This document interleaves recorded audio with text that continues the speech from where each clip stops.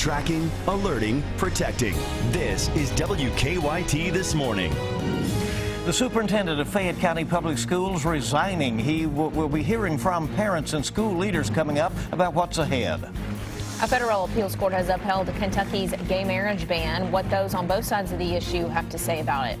And WKYT's anchors show off their basketball skills. We'll have those stories and more. And breaking news as it happens. It's coming up on WKYT This Morning. Well, good morning to you and welcome. It's good to have you along with us as we get this Friday off and rolling. I'm Bill Bryant. And I'm Rebecca Smith. Welcome in. And Micah, we just saw a little cameo appearance from you on there. Yeah, it was a little fun last night. Hoops for Hope out there at the Rupp Arena. We got to shoot a little basketball and support for the Hope Center. So things went pretty well, and I think the whole event was fantastic for them. So it was good, and we had a good time. First Alert Defender Live Radar, there's the look down toward the southeast.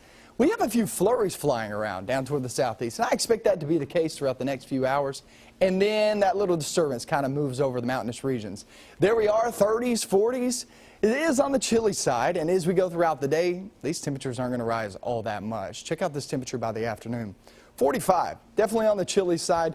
As we go throughout the weekend, it still stays chilly, but are we seeing any rain, any snow in the forecast? Well, I'll show you that coming up in a few minutes. Okay, and we'll see you then, and we thank you, and let's get to the news. This was a big announcement. He said he made the decision with mixed emotions. Yesterday afternoon, Fayette County Public School Superintendent Tom Shelton announced he is stepping down. Shelton will become the next executive director of the Kentucky Association of School Superintendents. He calls it an exciting opportunity, but his resignation comes less than 2 months after a state audit found poor financial management within the school district. Here's WKYT's Jerica Insko, who talked to parents and board members.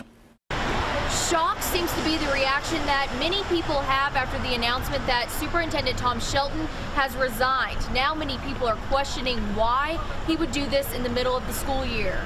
I was really surprised because he's new.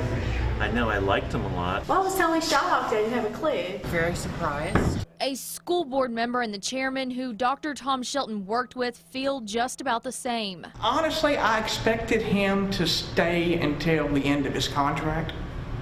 This timing does shock me on that. The constant stress of the job, I'm really not too surprised. Plus, I think it's a great opportunity for Dr. Shelton. He announced that new opportunity Thursday afternoon in a letter to school board employees, saying he accepted a new job and resigned from Fayette County Public Schools. The press release about his resignation quoted Dr. Shelton saying, "While I miss being a part of the team here in the Fayette County Public Schools, I am confident that our school district will maintain a focus on kids."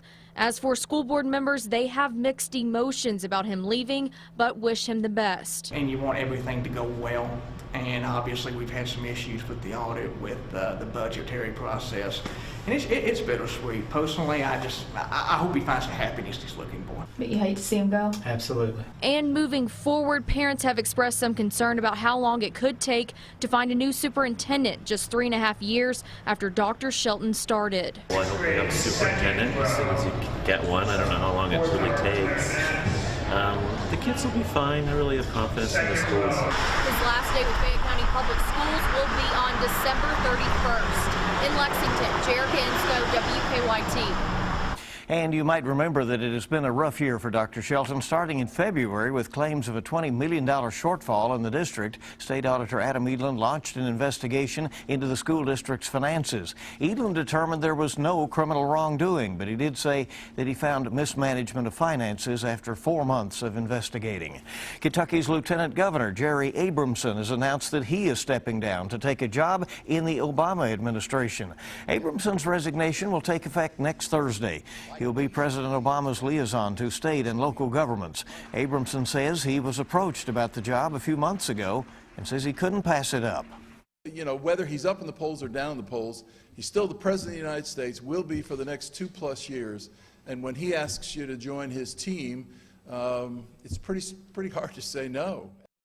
Governor Beshear has appointed former State Auditor Crit Llewellyn to be Lieutenant Governor. She will take over immediately when Abramson steps down next week.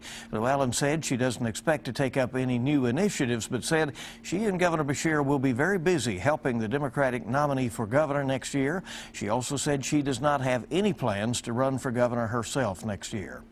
Former Governor Paul Patton says the moves announced yesterday will benefit Kentucky.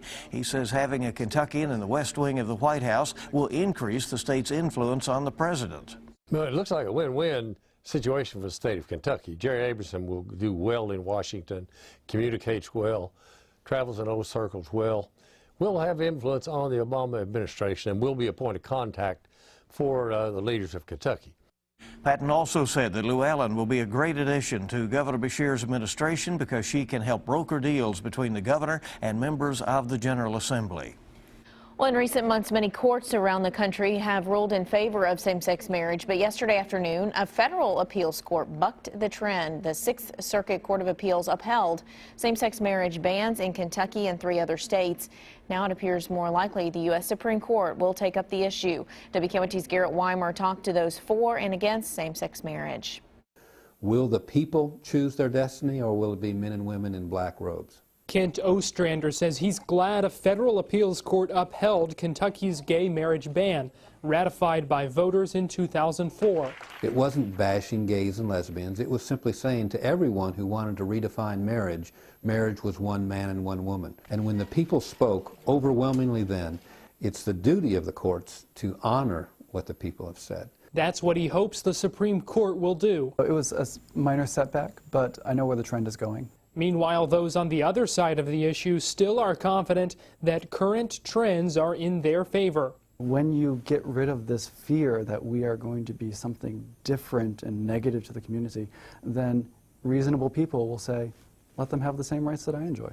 Now both sides are ready for the country's high court to settle the question once and for all. We've taken a stand like a stone wall, and hopefully that will ultimately triumph in Washington before the Supreme Court. The trend is going in our direction. People are going to be able to get married. Same-sex couples are going to be able to get married in Kentucky. So it's just a matter of time.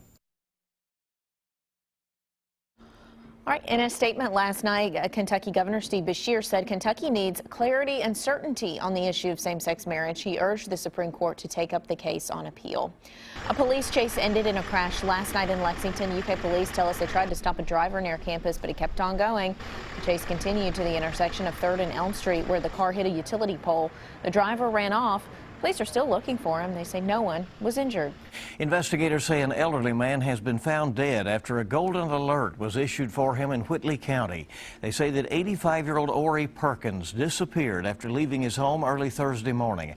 A golden alert was issued last night after he never returned home. But the Whitley County Sheriff says Perkins was later found dead at the bottom of an embankment in the Mountain Ash community. The sheriff says it appears Perkins' truck went off the road and over the embankment. Investigators say they do not suspect any foul play. A Northern Kentucky sheriff's deputy has been cleared of any wrongdoing in connection to a deadly shooting. The Boone County grand jury will not indict Boone County Deputy Tyler Brockman. In April, Brockman said he was checking out reports of a field party when he tried to stop 19-year-old Samantha Ramsey. He said Ramsey hit him with her car, throwing him onto the hood. As she tried to drive off, Brockman said he shot into the windshield, claiming he feared for his life. Ramsey was injured and later died. It has been linked to safety problems in other states. Kentucky will stop installing the ET Plus guardrail system. It's suspected of having a dangerous defect that could cause it to slice through vehicles in a crash. The Kentucky Transportation Cabinet estimates there are hundreds of these guardrails on state roads, but so far authorities have said that they have not had any issues. The Federal Highway Traffic Administration has ordered the guardrails manufacturer to conduct new crash tests. We normally see them reporting the latest news, weather, and sports, but last night a team from WKYT showed off their basketball skills at Rupp Arena. It was all part of the Hoops for Hope benefit for the Hope Center. Jennifer Palumbo, Lee K. Howard, Sean Moody, and our very own Micah Harris all helped to raise money for a good cause. We sleep over 800 every night in all of our facilities and in all of our programs, so we need the funds to help the addicted and the mentally ill and those who are homeless to rebuild their lives, and that's what this money is going for. 40 teams from around the Bluegrass showed off their mad skills at the benefit. Where is that video of Micah Harris? We need to bring that up. Well, we saw it. I want to see how you did with your rebounds and your jump shots, or whatever they're called, your three-pointers. How many times did it take to get that there it is. shot? Let's see now. Come on. Oh, wow. The one I made, All that's right. what I'm talking about. There you go. You staged that, didn't you, Micah? Okay. Well, we're